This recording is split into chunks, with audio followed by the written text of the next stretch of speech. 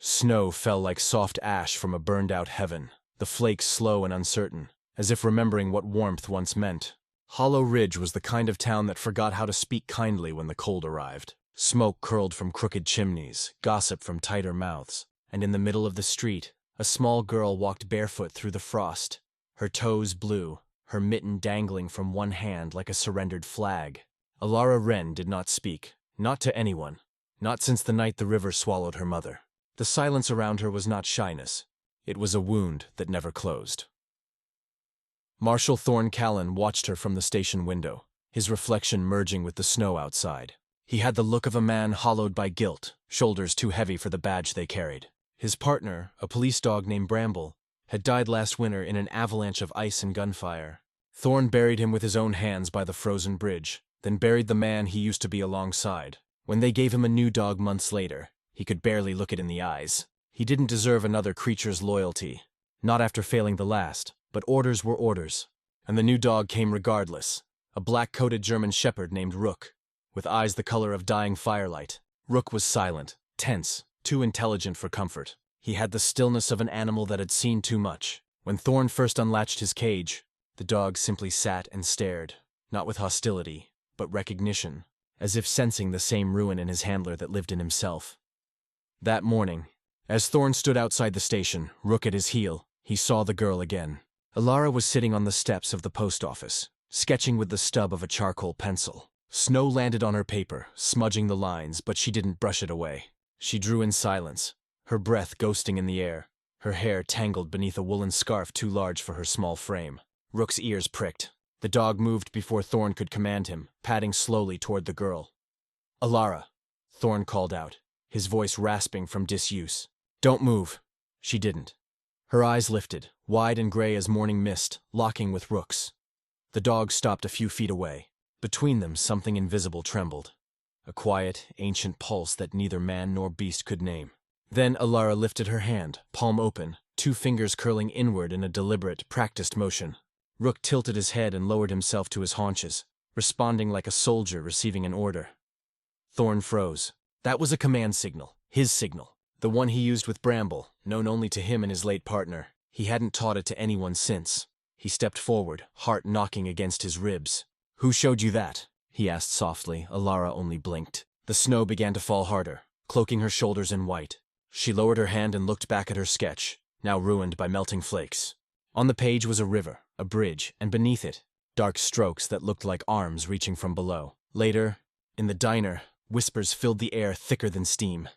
Mrs. Vale, who lived opposite the sheriff's office, stirred her tea as if it were the town's conscience she was trying to mix.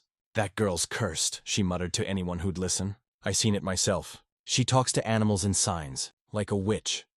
The others nodded because agreeing was easier than understanding. "And Marshal Callan," she added, lowering her voice. "He's losing his mind, talking to that new mutt as if it's his dead one come back." Dr. Liz Moraine, sitting at the counter, frowned but said nothing. She had treated Rook when he first arrived, seen the fear buried under the fur.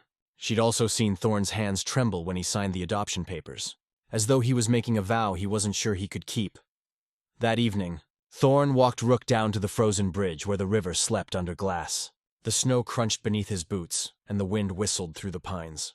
The sky glowed the color of bruised steel. He stopped midway across the bridge, the same place Bramble had fallen through. He looked down into the ice and thought he saw movement beneath it. A trick of the water, perhaps, or memory. Rook growled low, his hackles lifting. "Easy," Thorne murmured, placing a hand on the dog's neck. "It's just ghosts down there." He didn't hear Alara until she was right behind him. She moved like breath, her footsteps barely whispering against the snow. In her arms was a small lantern, its glow fluttering against the wind. She held it toward the ice and pointed. There, just beneath the surface, something glinted faintly, something metallic. Thorne crouched, brushing snow aside.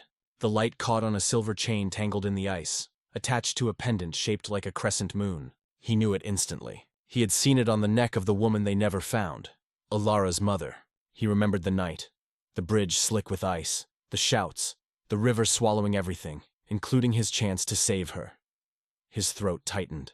"Where did you—" But when he turned, Alara was already walking away, the lantern bobbing like a small sun in the dark. The following day, the town hummed with rumor. "Marshal Callan's digging up ghosts," said one voice. The girl led him to the river, just like her mother's spirit told her.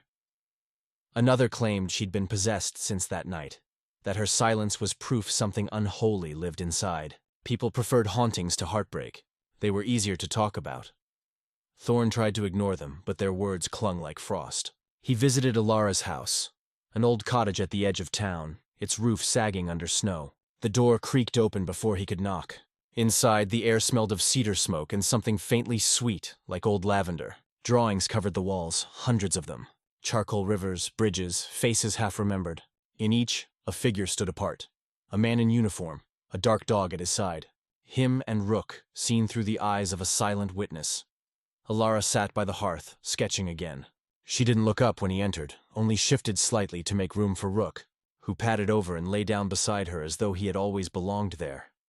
"You shouldn't wander by the river alone," Thorn said. His voice carried a note of something between reprimand and fear. "It's not safe," she didn't answer.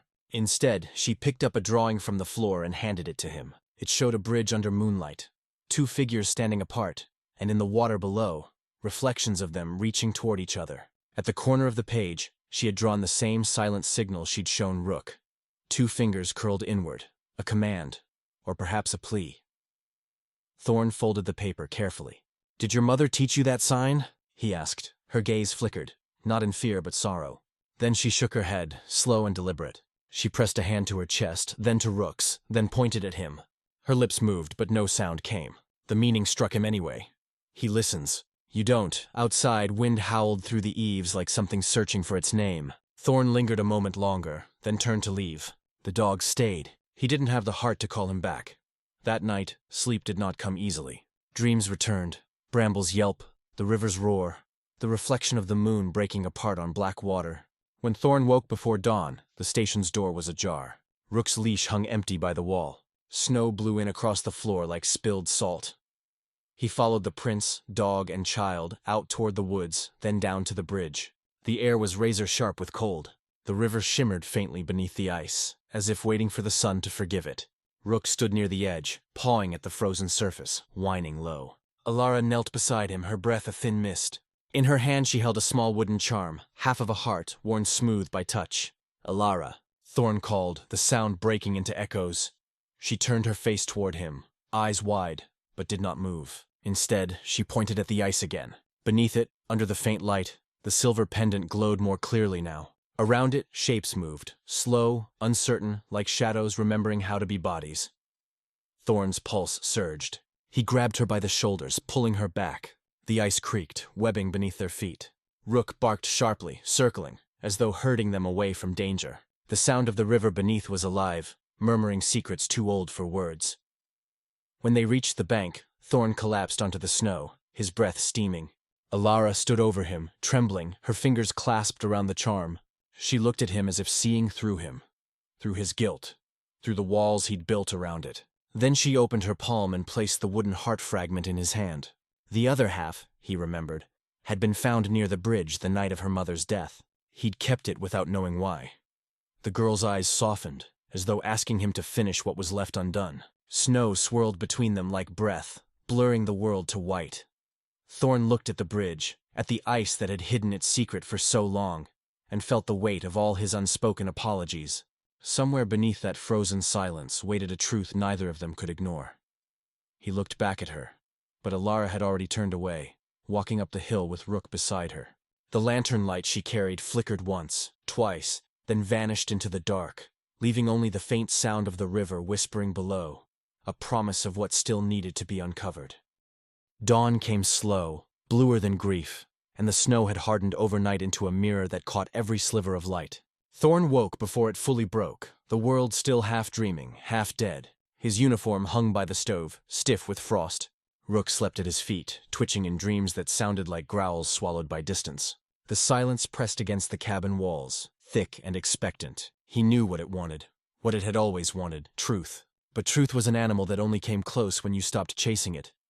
When he stepped outside, the air burned his lungs. The town was quieter than usual, smoke from chimneys rising thin as threads. Across the road, Mrs. Vale watched him through her frost-laced window, her shadow sharp against the lace curtains. She had already started the day's gossip. He could feel it, could almost hear her words carried on the wind. The mute girl and the broken lawman digging up bones best left buried. But Thorn no longer cared what the town thought. Something in Alara's eyes last night had torn the fear out of him. He met Dr. Lys Moraine at the bridge just after sunrise. She had brought tools, ropes, lanterns. The frozen river reflected her face like glass, her breath clouding her spectacles. "You're sure?" she asked. Thorn nodded. "There's something down there, something that never stopped calling." Rook paced along the edge, whining softly. His paw struck a patch of thin ice, and a faint crack rippled outward. Beneath it something glimmered again, the pendant, and beside it a darker shape. Thorn dropped to his knees, his pulse hammering as he scraped the ice away. Beneath inches of frozen glass lay the unmistakable curve of a skull. The river, patient as memory, had been holding her all this time. They worked in silence, the kind of silence that hummed like prayer. When the body was lifted free, Thorn's legs nearly gave out. The silver pendant still clung to her throat, her hair tangled with river reeds. Alara's mother looked peaceful now, her story finally uncloaked. But the peace didn't reach Thorn's chest. There was something wrong, too neat, too arranged. He saw bruises faintly preserved on her arms. This was no accident. By afternoon, the sheriff's office swarmed with whispers. Word traveled faster than mercy in Hollow Ridge. Mrs. Vale had already rewritten the truth. Thorn found her to absolve himself. The girl bewitched him. The dog led them to curses best left frozen. The sheriff, a man named Warren Pike, broad and slow-eyed, called Thorn in for questioning. "You were the last one to see her alive, weren't you?" Pike said, fingers drumming the desk. Thorn didn't answer. He was staring at a faint burn on Pike's wrist, shaped like rope friction, the same pattern he'd seen on the corpse's arms. Pike noticed his stare and drew his sleeve down. "You'd do well to stop digging, Marshal. The river takes what it wants." That night, Thorn was officially suspended. He left the badge on the desk, the metal cold against his palm.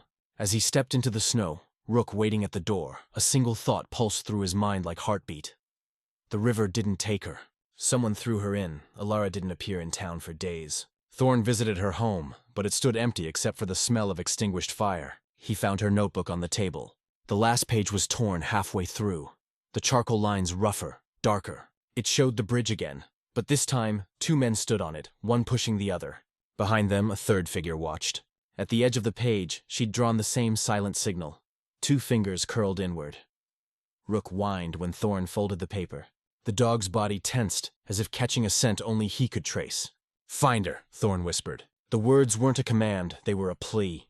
Rook took off like a shadow breaking loose from light. Thorn followed, through the snow-thick woods, his breath ragged and visible. The air smelled of pine sap and iron. They found her near the barn at the town's edge, sitting by the threshold with her arms around her knees. The lantern beside her had gone out. When Thorn crouched, she lifted her face. There were tears frozen on her cheeks, but her eyes were fierce, clear. Without a word, she pointed toward the back of the barn. Rook moved first, nose low, tail rigid. He began digging at the straw-covered floor, claws striking metal. Beneath it, a revolver, rusted but unmistakable. Thorn picked it up, the weight of it dragging his arm down. The initials carved into the grip were WP, the same as Warren Pike. The truth struck him with such suddenness that the world tilted. The sheriff. He'd been there that night. He'd silenced Alara's mother before the river ever could. Thorn remembered Pike's words. The river takes what it wants, and understood what they truly meant. Snow began to fall again, heavier now, as if the sky was trying to bury everything all over. Thorn looked at Alara. "You saw it, didn't you? That night on the bridge."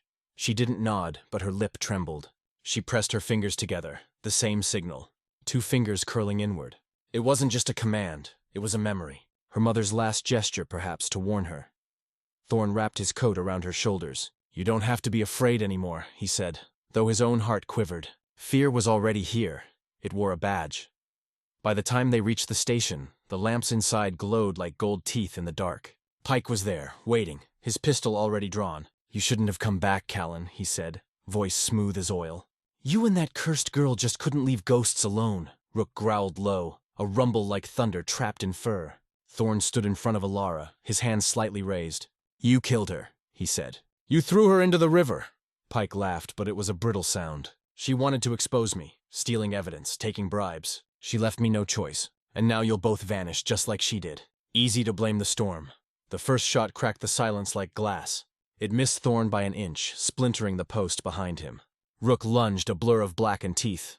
Another gunshot burst through the night. Thorn threw himself forward, wresting the weapon from Pike's grip as Rook dragged him down. The snow outside turned crimson in the lantern light. Then came stillness, deep, absolute. Rook lay motionless beside Pike's body, his chest rising shallowly. Thorn dropped to his knees, his fingers slick with the dog's blood. "Stay with me," he whispered. The same words he'd said to Bramble long ago. "Stay." Alara was beside him now, her small hands trembling as she reached for Rook's muzzle. Her lips parted. The sound that left her was barely air at first. Then a whisper so fragile the night itself seemed to hold it still. "Stay." It was her first word in a year. Rook's ear flicked. He lifted his head weakly, pressing his nose into her palm. Around them the snow fell softer, as if granting mercy. When the authorities came, dawn was breaking again. Pike's crimes unfolded quickly. Records, bribes, old reports buried beneath layers of deceit. The town turned its whispers elsewhere, toward remorse. Mrs. Vale left flowers by Alara's doorstep. Dr. Moraine stitched Rook's wound and told Thorn he'd live. Hollow Ridge was still cold, but it no longer felt empty. In the weeks that followed, thaw began. Icicles loosened their grip from rooftops, and the river murmured under the melting ice. Alara returned to school, speaking little but smiling sometimes. When she did, it looked like sunrise after years of night. Thorn visited the bridge one final time in March. The ice had gone, replaced by rushing water that glittered like shattered glass turned to light. He carried Bramble's tag in one pocket, Alara's mother's pendant in the other. Rook walked beside him, limping slightly but proud. He dropped the pendant into the river and watched it sink. "You can rest now," he murmured, unsure if he was speaking to the woman, to the past, or to himself.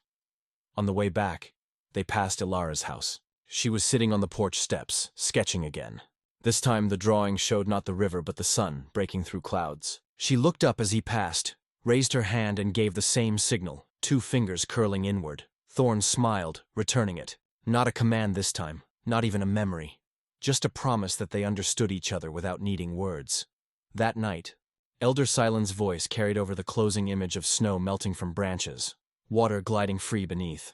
"There are stories," he said, "that begin with silence and end with a single word whispered back into the world. Listen closely, traveler. The heart remembers what the tongue forgets. It is not the loud who are brave, but the ones who stay, even when all that's left is cold." The lantern in Alara's window flickered once, then steadied, its glow soft as forgiveness. And somewhere beyond the town's sleep, a dog barked, not out of fear, but faith. If this tale warmed even a corner of your heart, stay a while. More whispered stories wait to be heard. Don't forget to subscribe. Silence, after all, still has more to say.